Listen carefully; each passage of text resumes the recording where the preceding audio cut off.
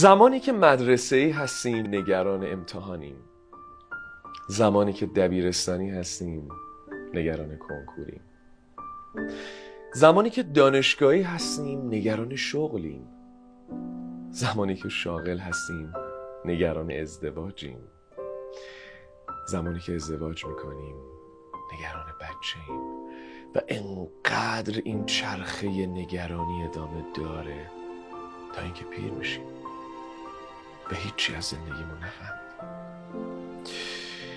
رفیق، توی مدرسه و دانشگاه همه چی به ما یاد میدن الا یه چیز، این که از مسیرت لذت ببری، تا ثانیه آخر تمام تلاشتو بکنی اما از مسیر لذت ببری و به تهش فکر نکنی.